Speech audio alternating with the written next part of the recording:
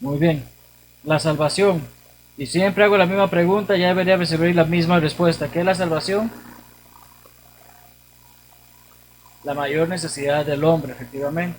¿Y por qué es necesidad?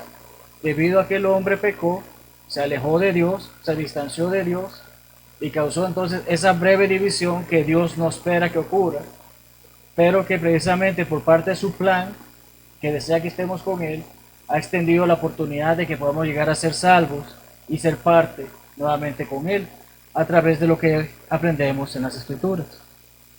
Recordamos que en Hebreos leímos acerca de cómo Jesucristo, siendo hijo, obedeció, padeciendo, aprendió sobre esa obediencia y fue perfeccionado, fue completo. Él llegó a hacer todo lo que era necesario de parte de Él y esto le dio la oportunidad de que hoy podamos saber que es efectivamente el autor de la eterna salvación.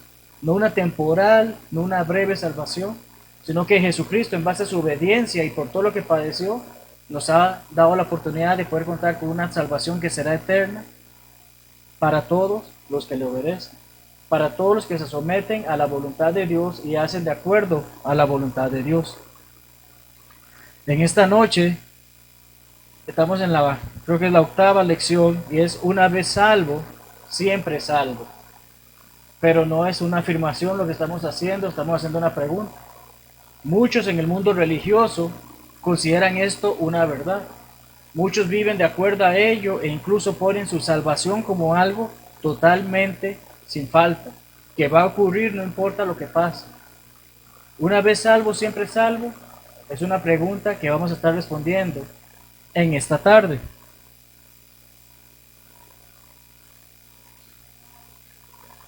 Recuerdan hace unas semanas y precisamente cuando estuvimos estudiando el tema del pecado, hablamos sobre una ideología o una doctrina que se mueve dentro de mucha de la comunidad religiosa en el mundo y tristemente también se da dentro de lo que es la iglesia del Señor en algunas congregaciones y es el calvinismo.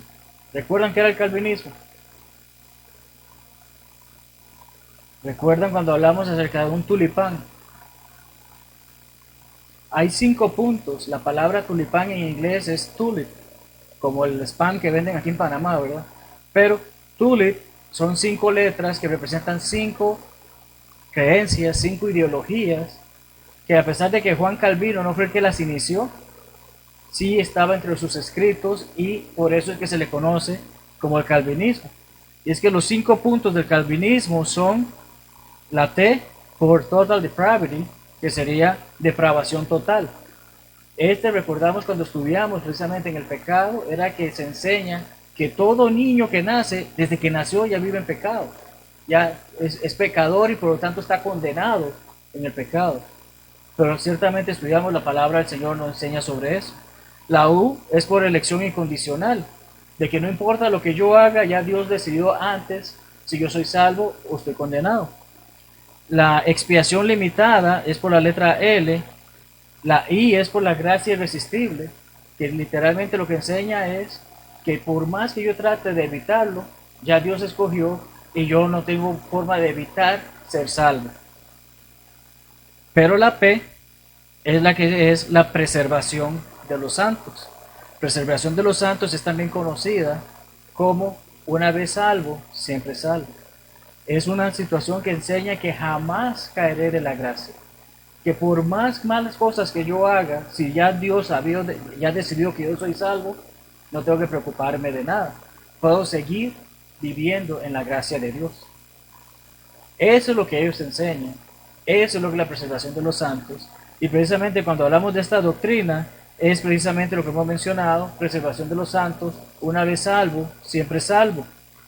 El hermano Meredith en 1977 escribió un artículo acerca de estos 5 puntos del calvinismo y con respecto a esta sección lo resume de una manera que es más fácil de comprender para todos nosotros y que prácticamente haría fin a lo que es nuestra clase.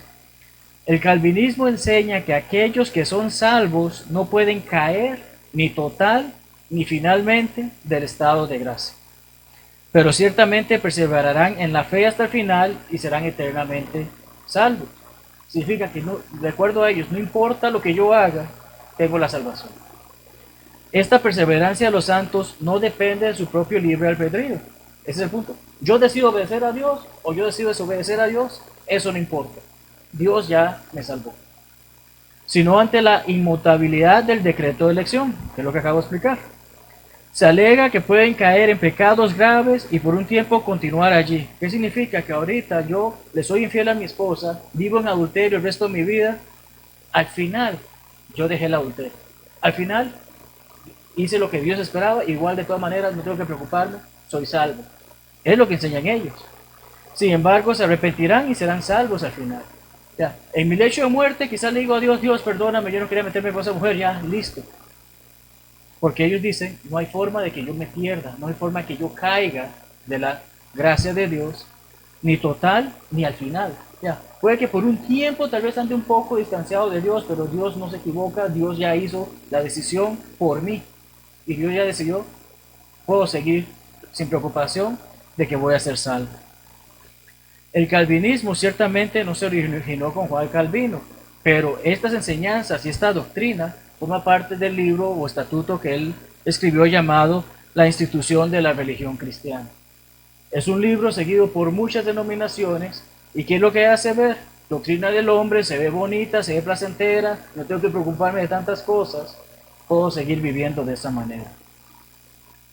Quienes defienden esta ideología se basan en un pasaje de la Biblia que es 1 Juan 3:9 y vamos a leerlo, porque en base a ese pasaje tratan de argumentar todo esto de lo que hemos hablado en este momento. Todo aquel que es nacido de Dios no practica el pecado, porque la simiente de Dios permanece en él y no puede pecar, porque es nacido de Dios. Ciertamente Juan dice eso, pero necesitamos explorar más ese pasaje, el contexto y comprender efectivamente si una vez que soy considerado un hijo de Dios ya no hay necesidad de hacer más nada, puedo vivir fielmente hasta la muerte. Bueno, puedo vivir, sea fiel o no, hasta la muerte, que igual voy a ser salvo. Vamos a ver si efectivamente eso es lo que dice. Respondiendo a esta pregunta, ¿es posible que un hijo de Dios llegue a pecar? ¿Es posible que alguien que está dentro de las buenas condiciones dentro de Dios pueda llegar a pecar? Eso es lo que vamos a estar respondiendo en los próximos minutos. Ya leímos Juan 3:9, pero leamos ahora 1 Juan 5:18. Nuevamente, 1 Juan 3:9 lo acabamos de leer, leamos 1 Juan 5:18. Sabemos que todo aquel que ha nacido de Dios no practica el pecado, pues aquel que fue engendrado por Dios le guarda y el maligno no le toca. ¿Okay? Entonces, vemos estos contextos y vamos a ver brevemente qué es lo que están hablando, qué es lo que están diciendo. El contexto de ambos pasajes muestra que incluso cuando un cristiano es capaz de pecar o caer, mientras esté comprometido con Dios, no se permitirá caer en tentación al vivir un estilo de vida que le lleva hacia la pureza y seguridad. Sí, efectivamente, yo soy nacido de Dios. Al ser bautizado, han sido mis pecados perdonados. Ya no pertenezco al mundo, pertenezco a Cristo. Pero mientras estoy ahí, comprendo y vivo de acuerdo a la palabra de Dios, porque hablamos de que la simiente está plantada, en el versículo 39, la simiente de Dios permanece en él. ¿Cuál es la simiente de Dios según Lucas 8:11? ¿Cuál es la semilla? Lucas 8:11, alguien que lo busque.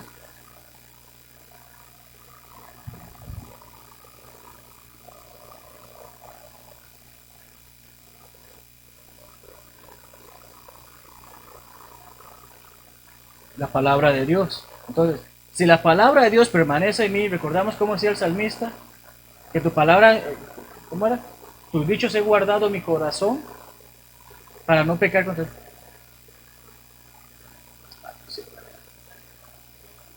En mi corazón, en mi mente he guardado tus dichos efectivamente para no pecar contra Dios. Entonces, lo que se trata aquí es que el que es nacido de Dios, si realmente valora lo que ha ocurrido, va a hacer todo lo que esté a su alcance para mantenerse compromiso con Dios y hacer todo lo que esté en su alcance para no caer, para no desviarse, para no abandonar a Dios. Ciertamente hay situaciones en las que alguna persona puede llegar a fallar, y de eso estaremos hablando. Pero el detalle, lo que Juan escribió, lo que Juan nos trata de hacer saber es, mientras sigamos fieles, mientras sigamos en ese camino, no hay forma de que pequemos. Incluso el maligno no puede atacarnos porque, tal como Jesucristo cuando fue tentado, ¿cayó en las tentaciones o no? Es el único que no ha pecado. No cayó ante las tentaciones del enemigo. Él supo precisamente qué decía, escrito está. Él mantenía la palabra de Dios y hacía saber, escrito está, no voy a hacer esto, escrito está, no voy a hacer esto. Mientras Él está con la palabra de Dios, ese es el ejemplo que nos está dando. Mientras nosotros vivamos de acuerdo con la palabra de Dios, estudiemos la palabra de Dios, el maligno no puede hacernos daño porque sabe, esta persona conoce y vive de acuerdo a eso, no puede pecar. ¿Por qué? Porque vivo de acuerdo a él. Pero el calvinismo hace saber, una vez que usted ya hizo lo que Dios esperaba que hiciera, usted ya no se preocupe, ya no va a pecar nunca más. Pero no es lo que el texto dice. Leamos Romanos 12, 1 y 2, un pasaje que estudiamos muchas veces, porque es parte importante, parte fundamental de lo que el cristiano es hoy en día. Romanos 12, 1 y 2.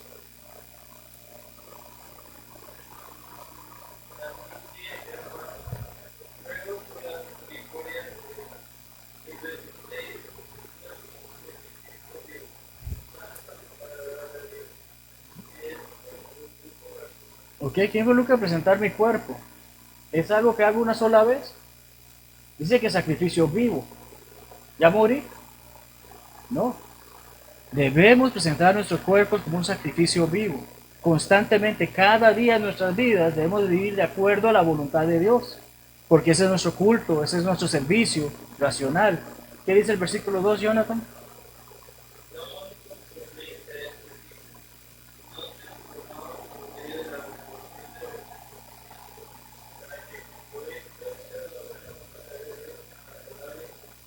¿Okay? Entonces, no puedo vivir de acuerdo a lo que el mundo dicta. Ya yo dejé al mundo, sigo a Cristo. Al dejar al mundo y seguir a Cristo, ¿qué involucra? He sido transformado. Soy una nueva criatura. Pero esa nueva criatura necesita mantenerse activa en esa área para no caer en el error en el que algún momento vivió. Apocalipsis 2.10 nos habla acerca de una corona. ¿Qué dice Apocalipsis 2.10?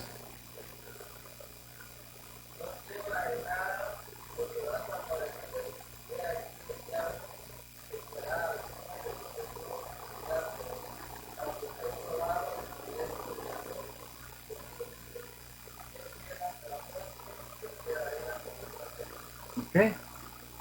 Sé fiel por un par de días, cae, que no te preocupes, Dios te va a cuidar, dice eso. Sé fiel hasta cuándo? Hasta la muerte, y nos dará corona de vida. La palabra de Dios es clara. Ciertamente puede llegar que algunas personas lleguen a pecar, pero el cristiano debe buscar cómo no pecar, mantenerse alejado del pecado, y la mejor forma de hacerlo es manteniéndome en el estudio y la meditación de la palabra de Dios, vivir de acuerdo a ella. Quien peca ciertamente lo hace por su propia voluntad. Dios en ningún momento nos obliga a pecar. Varias veces he dado ese ejemplo. Si ahorita se me presenta una mujer desnuda frente a mí, no es que Dios me puso esa mujer frente a mí. Dios me ha dado la oportunidad de que está esa mujer frente a mí, ¿qué voy a hacer? Conozco a Dios y sé que es pecado hacer algo con ella, no lo voy a hacer. Conozco a Dios, sé que es pecado estar con ella, pero de todas formas quiero hacerlo. Dios no me va a poner una pared y que no la vea. Dios nos da libre albedrío. Dios nos permite decidir si yo quiero pecar o quiero hacer la voluntad de Dios. Pero es ese detalle que efectivamente una persona puede llegar a pecar si tiene el deseo de hacerlo. Leamos Hebreos 10:26.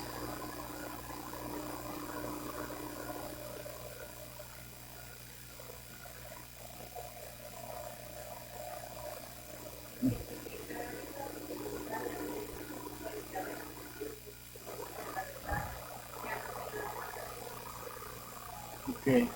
Leamos Hebreos 13:4 en base al ejemplo que acabo de mencionar.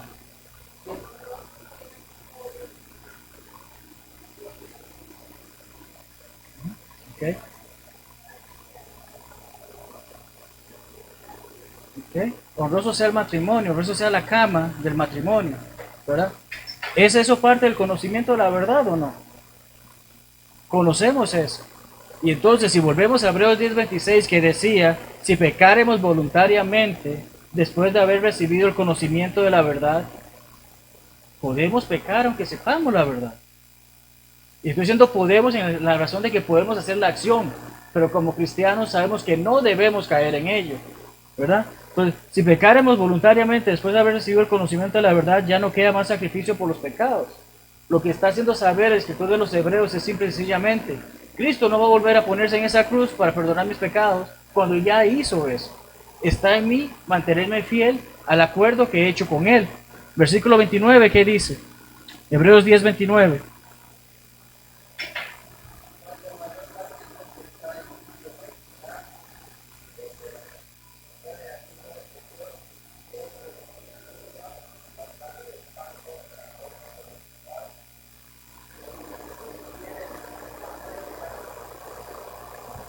O sea, la palabra nos está haciendo saber, hay del que decida irse a pecar, va a tener condenación, va a estar apartado, ha hecho inmunda la sangre bajo la cual fue santificado. Ya. La sangre de Jesús nos separa del mundo, cuando obedecemos el Evangelio, nos separamos del mundo, pero ahora que soy cristiano y decido pecar, estoy haciendo esa sangre inmunda, estoy haciendo daño contra el acuerdo, contra el pacto que hice con Jesucristo. Y ciertamente estoy pecando. ¿Cómo es posible que alguien afirme de que una vez fui salvo, una vez que recibí la bendición de poder formar parte de la familia de Dios, siempre seré salvo? Si yo mismo estoy poniendo pautas en contra de ello. Leamos 38 y 39 ya que estamos ahí mismo. Mas el justo vivirá por fe. Y la fe involucra esa obediencia. Debo seguir atento a la obediencia. Y si retrocediere, así que puede ser que la persona se equivoque, vuelva atrás, no agradará a mi alma.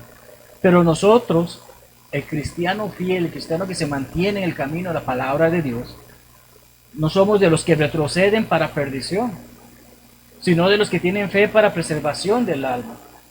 Yo vivo de acuerdo a la voluntad de Dios, quiero seguir ese camino, no me voy a equivocar. Bueno, puede ser que me equivoque, ese es el detalle. Pero ellos aseguran, nunca más te vas a equivocar, y aunque te equivoques, ya eres salvo. Es lo que enseñan ellos. Dios está enseñando de que puede ser que retrocedí, pero tengo la oportunidad de regresar, volver en el camino correcto. Pero para ellos, si yo retrocedí y no volví más, no hay ningún problema. Soy salvo de acuerdo a lo que ellos enseñan. ¿Qué dijo nuestro Señor a algunas de las iglesias en Asia cuando escribe el libro de Apocalipsis o de Revelación por medio de Juan? Apocalipsis 2:5 es escrito a las iglesias en Éfeso. ¿Qué dice?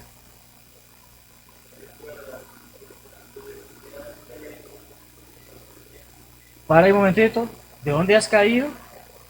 ¿Qué es lo que está tratando de hacer saber?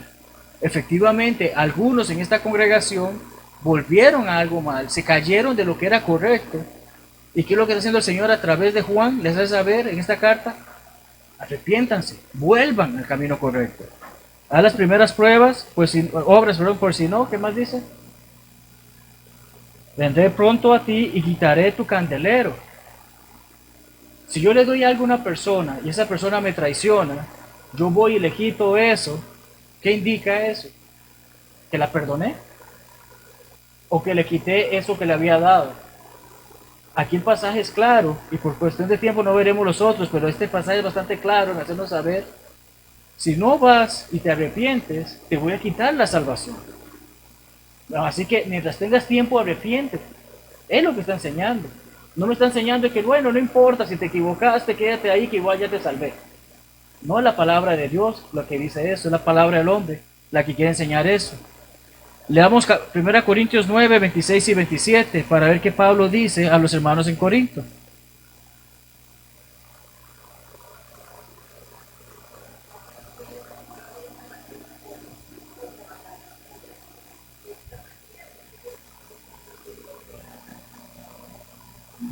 ¿Y 27?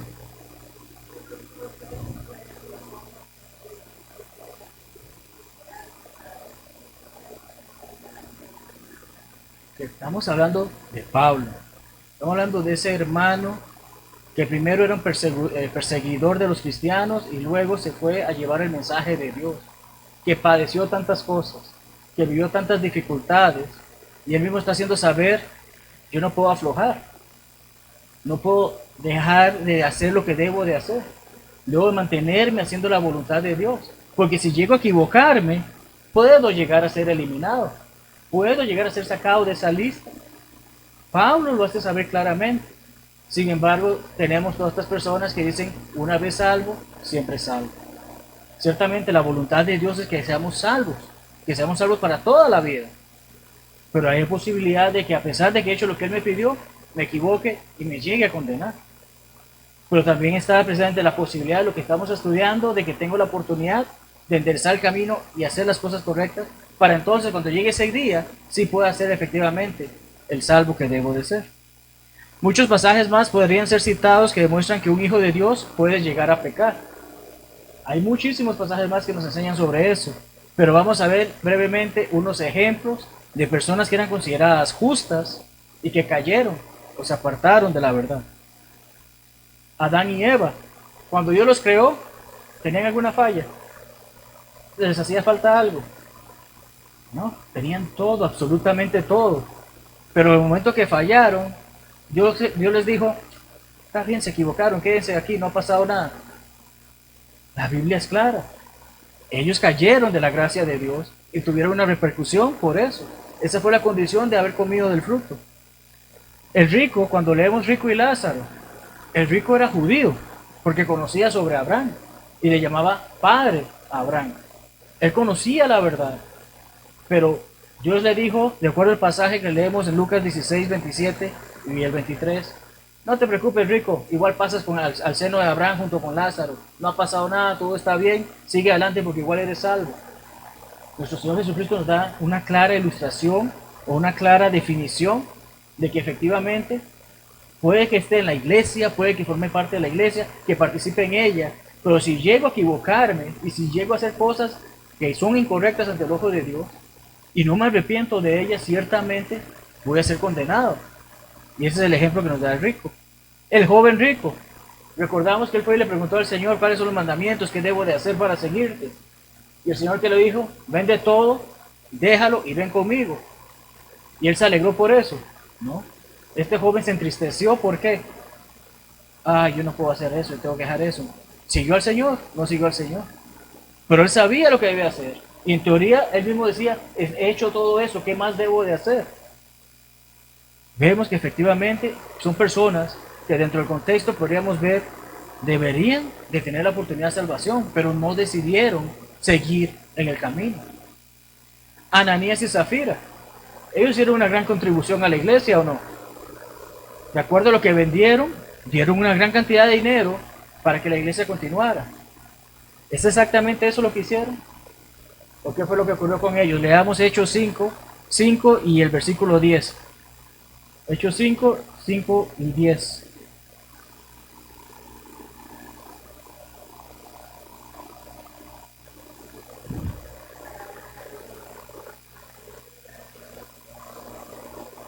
¿Y el 10?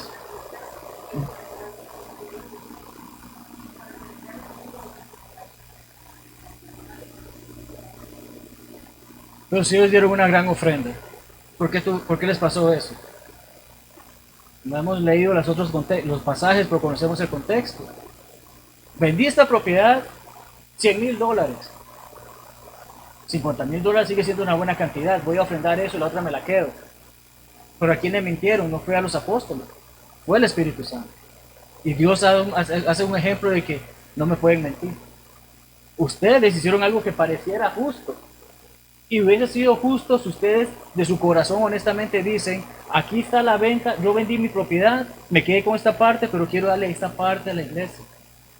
No hay nada malo en eso, pero no fue lo que hicieron ellos. Por causa de su mentira, a pesar de que hicieron algo que parecía ser justo, cayeron. Y tristemente cayeron como un ejemplo para nosotros, un ejemplo para los que estaban ahí, pero como leímos, todo lo que oyeron, lo que ocurrió, temblaron, tenían miedo. De por qué le pasó eso si hicieron algo bueno, pues que no era algo bueno del todo.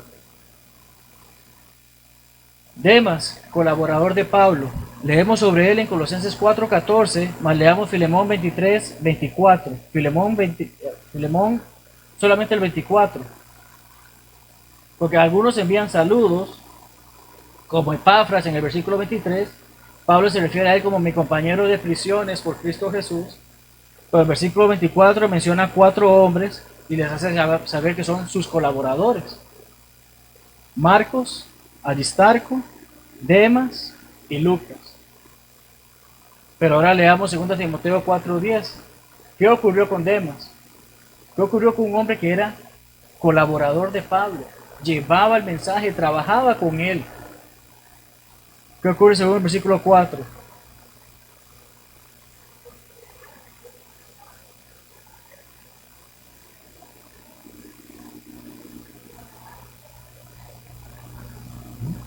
Ok, si era un colaborador de Pablo, ¿qué involucra esto?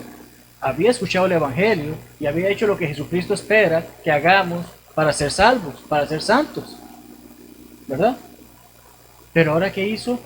Desamparó a Pablo, amó a este mundo. Ya, el momento que Demas dejó de que, no, Pablo, ¿sabes qué? Yo voy a seguir trabajando misiones en otro lugar. Pablo nos está haciendo aclarar de que no se fue así.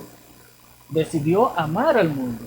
Por lo tanto, cayó de la gracia, se apartó de la verdad. Así que ciertamente, una vez salvo, siempre salvo, no aplica. Porque este hombre tristemente decidió seguir al mundo en vez de seguir a Cristo. La Biblia muestra no solo por precepto, no solamente porque hemos leído lo que hemos leído, sino también nos está dando estos ejemplos que nos hace ver que efectivamente alguien que en un momento es considerado un hijo de Dios porque obedeció la voluntad de Dios, cae en pecado y se aparta de la salvación. Es lo que estamos viendo. Y es lo que nos ayuda a confirmar que una vez salvo, siempre salvo, es una falsa enseñanza. Ahora, hemos dicho que efectivamente eso lo enseñan las denominaciones. Pero ¿y en la iglesia del Señor? Hay algunos que tristemente lo practican y tal vez no se han dado cuenta de que piensan de que una vez salvos siempre serán salvos. Y tristemente esta parte la tocamos porque necesitamos saber también que hay errores que cometemos y debemos dejar de cometer. Así que practicamos sin saber esta doctrina. Vamos a ver unos breves ejemplos y cada uno de nosotros decidirá en qué situación está. Si no está en ella, bienvenido sea. Si está en ella, saben que en este momento puede ser que no sean salvos como deberían de serlo y pueden rectificar el camino. Hay quienes piensan que por el tan solo haber sido bautizados ya hicieron todo lo necesario para ser salvos. ¿Qué pasa en muchas campañas? Vamos, tocamos puertas, gente se bautiza, pero nunca viene a congregarse. Yo ya me bauticé, ustedes me dijeron que con eso yo entraba, que el Señor me añadía a su iglesia. La palabra no enseña eso, la palabra que dice Hebreos 10, 24 y 25, no dejar de congregarnos como algunos tienen por costumbre, ¿verdad? Es parte del mandamiento. Pero hay algunos que, bueno, simplemente con haberme bautizado ya soy salvo, eso fue lo que ustedes me dijeron, sigo por ahí. Eso no es cierto. Algunos también piensan que pueden seguir pecando sin ningún problema porque ya fueron bautizados. Ah, bueno, yo tomaba antes 20 copas de cerveza, 20 copas de vino y 50 cervezas. Ahora que soy cristiano solo me tomo 3 y 2 cervecitas a la semana. Pero no comprendes que Efesios 5:18 dice que no continuar embriagándote, no empezar ni siquiera el proceso de embriagarte. Ah, no, pues yo no me estoy embriagando. Antes sí me embriagaba, ahora no. Hay personas que piensan, yo ya me bauticé, pero ese pecadito es menos que el pecadote que tenía antes. ¿Es cierto esto? Para Dios pecado es pecado, no importa el tamaño del mismo. Entonces, algunos piensan que pueden seguir en algunos pecaditos, porque ya se bautizaron y Dios no los va a juzgar tan fuerte como si hubiesen seguido unos pecadotes. Pero para Dios todos los pecados son la misma cosa. Todos los pecados son transgresión de la ley. Algunos piensan que con tan solo tomar la cena del Señor ya cumplieron con sus compromisos del domingo. Hermanos, la oración involucra muchas cosas más. Es cierto, la cena del Señor es algo importante. Hoy hay algunos que justifican, yo no me reuní, pues tráiganme la cena. No es así. Dios espera que escuchemos la palabra ser predicada o participemos en la enseñanza. Dios espera que le cantemos alabanzas a Él. Dios espera que oremos a Él. Dios espera que participemos de la cena y que también demos como hemos prosperado. Ah, no, hermano, pues no se preocupe, porque me traiga la cena, yo sé que Dios me va a cubrir mis pecados. No es así. Pero hay muchos hermanos que tienen ese concepto. Porque bueno, yo con que tome la cena ya estoy salvo, ya cumplí. Ya marqué mi tarjeta como cuando uno va a una empresa. No son así las cosas. Otros solo ven su religión como un extinguidor de fuego. Hay un incendio que hace uno, hay un pequeño fuego que hace, busca ese extinguidor, ya apague el fuego, ya se acabó. Hay personas que tienen esa idea de la iglesia, de la palabra del Señor, de la religión. Ah, bueno, yo la busco cuando tengo necesidad, pero ya que pasé la necesidad, no importa. Hemos estudiado y estudiamos la semana pasada acerca de que nuestras oraciones no solamente deben de ser por peticiones, también tienen que ser por agradecimiento. Así que ciertamente tengo que darle al Señor lo que Él espera todo el tiempo y no solamente buscar del Señor cuando tengo necesidad. Entonces, hay muchos de estos puntos que sabemos que tal vez nos golpean.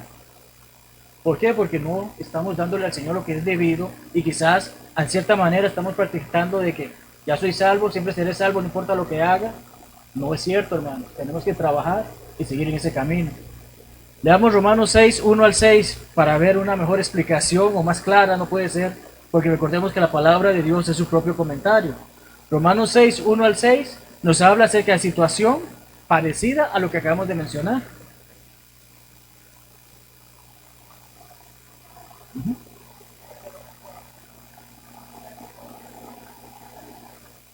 ¿Debemos de seguir pecando porque Dios así envía más gracia? Es la pregunta que está haciendo, ¿qué se responde? Ok, no debemos seguir pecando, pero yo quiero seguir pecando a pesar de que obedecer la voluntad de Dios. No es así. Continúa, hermano.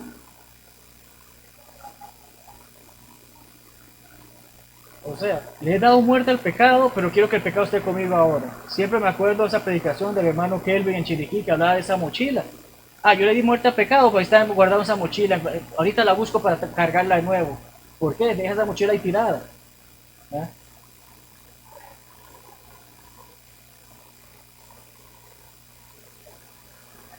Si estamos en Cristo Jesús es precisamente porque hemos sido bautizados. Como Él fue muerto, nosotros hemos sido muertos al pecado. ¿Continúa?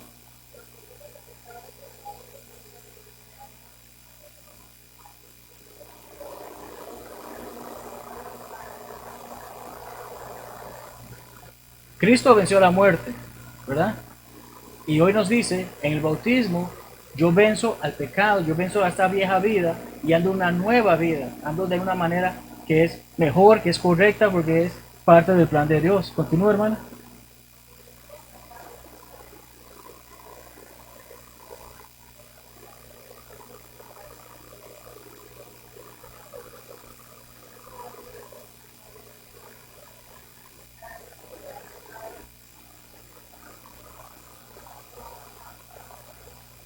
Entonces, si no debo servir más al pecado, está haciendo saber, yo si he sido sepultado con Cristo y he sepultado al pecado, no debo seguir en Él. Pero pues las personas buscan volver a Él, buscan desautorizar al Señor, buscan que, bueno, el Señor dijo eso, pero no necesariamente es eso. El Señor nos está diciendo que debemos de vivir fielmente hasta la muerte, pero otros enseñan de que no te preocupes por eso. Al final, yo sé que te vas a arrepentir. Al final, Dios te va a perdonar, porque eres salvo desde el principio y serás salvo toda la vida. Estas doctrinas ciertamente no son bíblicas. Son doctrinas del hombre para hacernos sentir mejor, para quitarnos responsabilidad, para quitarnos culpa. Pero debemos de trabajar de la manera en que Dios espera que hagamos. Al leer este pasaje, ¿creemos vivir bajo las condiciones anteriores es correcto? Ciertamente no. O sea, los ejemplos que acabamos de mencionar ciertamente no son correctos. Debo de reunirme los domingos para adorar a Dios de la manera que Dios espera y no acomodarme a algo que yo quiera hacer.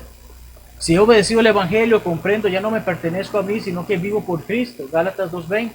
Debo hacer las cosas de la manera que Cristo ha establecido. Darle lo mejor al Señor. No solamente el domingo un par de horas, sino toda mi vida. Eso involucra vivir fielmente hasta la muerte. Para concluir con el estudio, el hermano Dan Cates, que es uno de los instructores en Memphis y fue el que hizo este manuscrito, del cual hemos tomado algunos puntos para la clase porque el manuscrito es bastante largo, concluye esto de la siguiente manera. Las doctrinas conocidas como una vez salvo, siempre salvo y perseverancia de los santos son errores que han penetrado el mundo religioso e incluso congregaciones de la iglesia del Señor. Es triste que ocurra, pero está ocurriendo. Pero más triste es que sabemos que está ocurriendo y no hacemos nada en cambio. Debemos de enseñar la doctrina del Señor como es, vivir la doctrina del Señor como es, y así poder hacer que otras personas comprendan cómo se debe de vivir. Es la esperanza de este escritor, y también mi esperanza, hermanos, que este estudio sea edificante para quienes se esfuerzan por hacer lo correcto. Sabemos que hay errores, sí hay errores. Vivimos de acuerdo a lo que es correcto, bienvenido sea, sigamos ahí, sigamos en ese camino. Pero también hay situaciones de que puede ser educativo para quienes pueden estar equivocados en este asunto. Muchos hermanos quizás piensan que, sí, yo soy salvo hasta la muerte, no ocurre nada. Que, efectivamente, Dios no ha removido esa promesa. Somos salvos si nos mantenemos en el camino correcto, si nos mantenemos haciendo la voluntad de Dios. Pero cuando nos apartamos de Dios, nos estamos apartando de esa salvación. Así que es educativo para quienes piensan que pueden estar en ese error y es efectivo para quienes se han equivocado en el camino de la verdad. Cuando ese gran día llegue, todas las personas que han muerto bajo estas condiciones, que piensan que una vez salvo siempre es salvo, se apartaron de la verdad, decidieron hacer lo que a ellos les gustaba, vivieron en pecado porque alguien les enseñó, siempre vas a ser salvo. Tristemente, ese día van a saber, no estaba. E incluso si ya murieron, saben que no estaba porque están en tormento, como el rico. Eso es importante de mantener. Es importante comprender que una vez salvo, siempre salvo. Tristemente es una mentira. Fui salvo porque Jesucristo me permitió ver la verdad, conocer lo que debía de hacer para someterme a Él y entonces le agregarme a su iglesia. Sí, soy salvo en ese momento, la Biblia lo dice, Hechos 2:47. Pero mi salvación depende de que me mantenga fiel hasta la muerte, como Apocalipsis 2:10 ha dicho. ¿Alguna pregunta, hermanos? ¿Algún comentario de lo que hemos estudiado? ¿No? Muy bien. Muchas gracias por acompañarnos. Vamos a pedirles al hermano Jairo que nos despida en oración y que todos tengan una hermosa noche y gracias a aquellos que nos han acompañado en línea. Dios les bendiga.